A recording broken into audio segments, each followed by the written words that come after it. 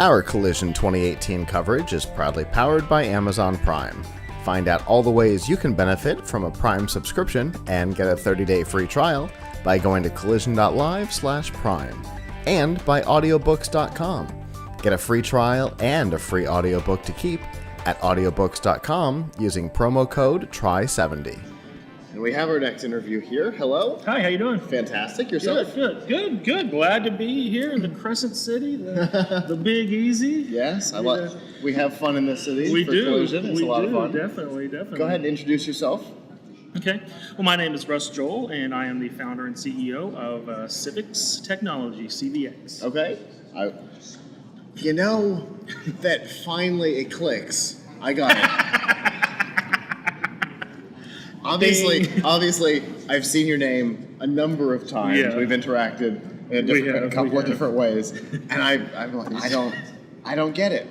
I do now. Well, now you do. It's better. And now you can probably explain to the audience what it is that just clicked in my head. Fantastic. Well, CVX, as I like to say, is an app that puts government in the palm of your hand. It's a data aggregator that basically gives you easy, simple, fast access to just a myriad of relevant government information at the federal, state, and local level. Fantastic. Now, what kind of information are we talking about? Are we talking about on the actual government side? Are we talking on the politician side? What kind of data? Yes and yes. So Okay. currently we have really three different sets of data. The one function is it's called Beat Your Government. What that is, you can enter in your street address and get direct contact information, phone numbers, and emails for your federal elected officials, your senator, your congressional representative, as well as your state representatives and your municipal, county, C-level officials. Wow. Like direct phone numbers to their offices. Yeah. And you can see exactly what that is. That's a lot of information. It is. To keep up to date. It is. That you can also track legislation going through both Capitol Hill and your local state house. Okay. In all 50 states. And then there's a function. I can't imagine you're tracking that on the city level. Yeah. And then there's a function that you can keep track of upcoming elections in your area. Okay. Yeah. But I know everyone's thinking, and no, I'm not sitting at my computer all day updating all of this information. Boy, I would hope not. That would not be fun. No. It's You use a temp service? No. no. Well, it's kind of in a way. So as I mentioned, it's what I call a data aggregator. Sure. We pull data from various sources, like the representative data that comes from Google's Civic API. Okay. The legislative data. There's a company in West Virginia, of all places, that's all they do is they track and compile state legislation from all 50 states and put it into data form. Wow. Yeah. Go figure. What an interesting company idea. Well, if you think that's interesting, the voter data, the election data I get, there's a nonprofit group in rural Montana. They're nestled right up against a ski lodge. They're called Vote Smart, and it's a nonprofit group who I think they've had a number of former presidents. I know off the top of my head, like Jimmy Carter, Bill Clinton, on their board, so they're legit. But that's what they do. They keep track of this stuff, and nonprofit volunteer group. I will tell you that if I was right next to a ski lodge, that's probably not the last thing you would be doing. That's not the thing that would be in my head. It would be data compilation. I know. Sure. I guess you do. I don't know. Whatever.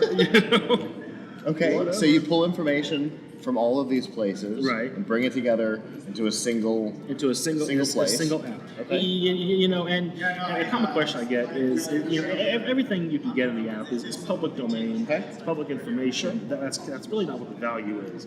The value is the old American value of convenience and easiness. Yeah. In the time it would take you to find all this other stuff.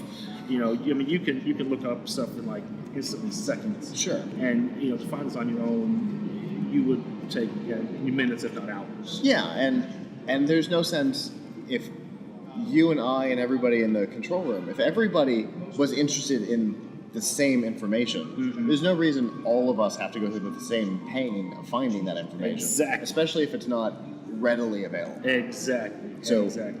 you've automated away that process so that we don't have to go find which page in something in the Library of Congress holds that particular thing. Exactly. And kind of another value that is soon going to be added is the ability to like track certain issues. I was at a pitch event a couple weeks ago, and there was another company there. They were specializing in drone food delivery. Okay. And they saw my app, and they said, hey, look, wouldn't it be nice because the legislators and lawmakers are taking interest in unmanned vehicles today. Sure. Is there a way that we could, track that in each state? Sure. And that's not in there right now, but we're working on it. It's a good idea. It's a good idea. It's a good idea, and it's not that big of a stretch for sure. Okay. That's fascinating.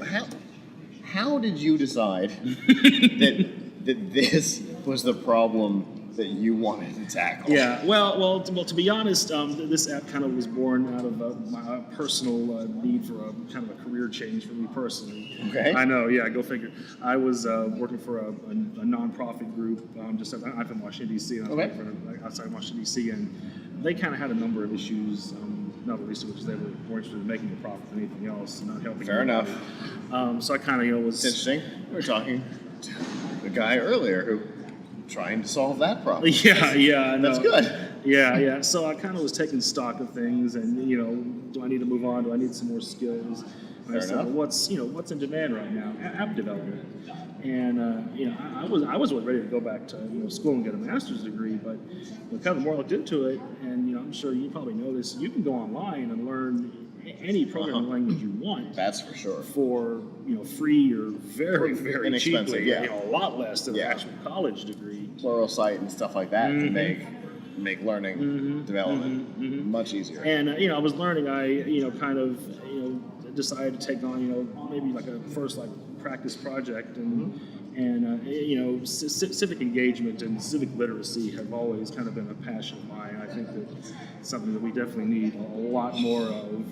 No kidding. So I just was kind of building it out, and kind of the more I worked on it, I showed a couple people and said, hey, this is kind of neat. Yeah. So a few months later, here we are. Interesting. So you almost stumbled on it on accident. That's right. Okay. That's right. Interesting. So my guess is you went and found a public data source and tried to build a thing around it? That's right. That's about the size of it. I've done a number of those. I understand. About the size of it. Yeah. You're like, I wonder if they've got data I can it's interesting because a lot of people, when I was building it, they kind of said, well, there's already stuff out there for that. There's already stuff out there. But the more research I did, the civic tech space is actually pretty sparse. There are apps like Find Your Congressman, call your city councilman, but it's the piecemeal things and nothing that was very as comprehensive as what I've put together. You want to replace the folder full of little individual apps. That's right. Mm-hmm. With one central place to go to. Right. Okay. So how does this keep you going? What is your revenue model on this? How do you keep the project alive? So right now it's just a single fee for download. It's $2.99 on the iPhone and Android store. Okay. What's likely going to happen in the not too distant future is it'll move to like a subscription model, or maybe $2, $3, $4, maybe $4 a month. Because honestly, I see it as a platform to distribute other kinds of data, other kinds of civic data. There's not really there's good federal data, there's good state data. The county data comes from the states, but as far as the city data, the bigger cities are good. There's some stuff out there, but after you get below about 100,000 people, it's kind of a reverse hockey stick in the completeness of the data. Okay. I think it could be a definite platform to give people access to really anything, any other kind of data there is. So you're saying that the town that one of the guys we talked to earlier grew up in with 712 people, probably not a whole lot of public information out there about what they're up to. Well, there probably is. It's Or at least just, not easily It's not easily. accessible. It's not easily That's what I mean. accessible. He's not easily accessible. And well, funny story. I grew up not too far from here in Houston. Okay. And my uncle is the mayor of a small town just north of there. Okay. Huntsville.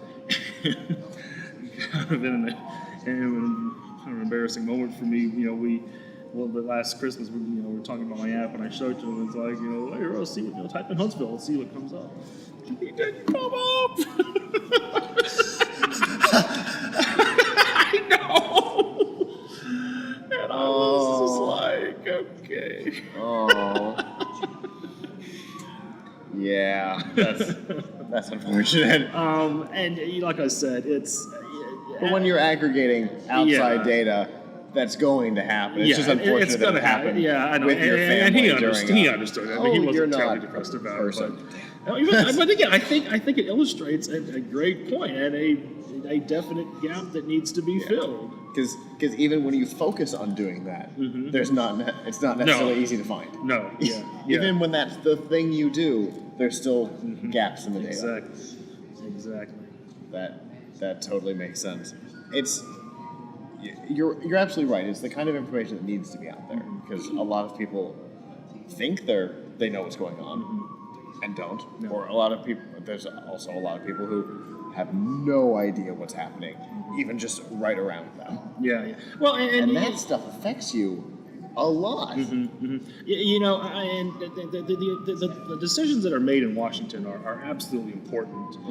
But Congress doesn't set your speed limits. Congress doesn't decide what goes on in your school. Well, they don't, control the police department. Right. They don't control, the soda tax. The things that affect you on a more daily basis level are made a lot closer to home. Yeah, absolutely. A lot closer to home.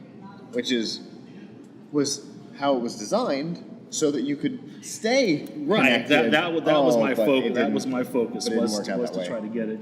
Focus. That's great. So where can we get this? Where is this available? Is it just in app form? Is it web based too? Sure. Well, right now it's an app for both iTunes and Android. Okay. If you go to either of those stores and just type in CVX, or we have links on our website, CVX4u.com. Yep. I did a little digging to get that domain. I was actually going to. I feel like I believe that. My original idea was like CVK, civic. Okay. But that was taken by somebody who I don't know.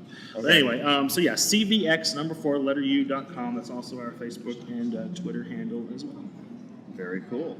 Well, I definitely appreciate you taking the time to come talk to us today. It's a great idea, and it's, like we said, it's the kind of information that needs to be out there, and I'm glad that you're making it easier for us to find. Agreed. Very cool. Yep. Well, Thanks for having me the on, time. Scott. Yeah, Absolutely. Definitely.